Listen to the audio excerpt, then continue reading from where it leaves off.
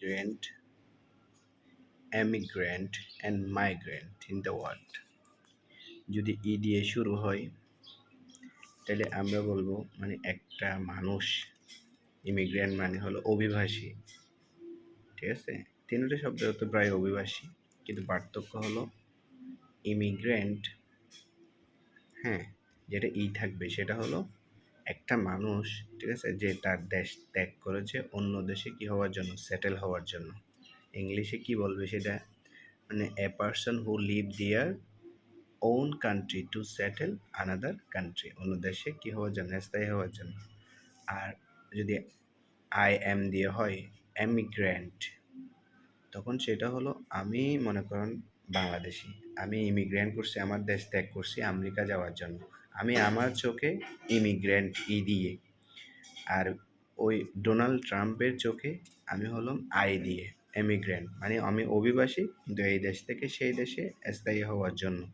তাহলে যদি আই দিয়ে শুরু হয় এমিগ্রেন্ট, তখন সেটার অর্থ কী হবে, এ পারসন হু কাম, মানে যে আসলো, টু লিভ, ঠিক আছে, পার্মানেন্টলি আ কান্ট্রি। তার মানে আমি যখন আমেরিকাতে গিয়ে স্থায়ী হব, তখন আমেরিকানরা আমাকে ইমিগ্রেন্ট বলবে আই দিয়ে, আর আমি যখন যাচ্ছি আমি নিজেকে বলবো ইমিগ্রেন্ট ই দিয়ে। আরেক প্রকারের মাইগ্রেন্ট আছে, এই মাইগ্রেন্ট MIGRANT, মাইগ্রেন্ট, এটা হলো এ পারসন, ঠিক আছে, who move from one place to another place to get job অথবা ফাইন্ড জব।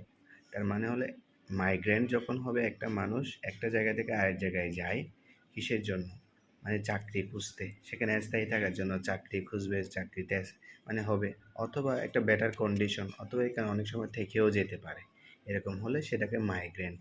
তাহলে আমরা তিনটা ওয়ার্ড নিয়ে কথা বললাম। ইমিগ্রেন্ট হলে আমি নিজে যখন অন্য দেশে যাব, আমি আমার চোখে ইমিগ্রেন্ট, কিন্তু আমি যেই দেশে যাব সেই দেশের সেই দেশের মানুষের চোখে আমি ইমিগ্রেন্ট আই দিয়ে, ঠিক আছে। আর যখন আমি চাকরি বাকরির জন্য যাব এমনি এক জায়গা থেকে অন্য জায়গায়, তখন এটা হলো মাইগ্রেন্ট।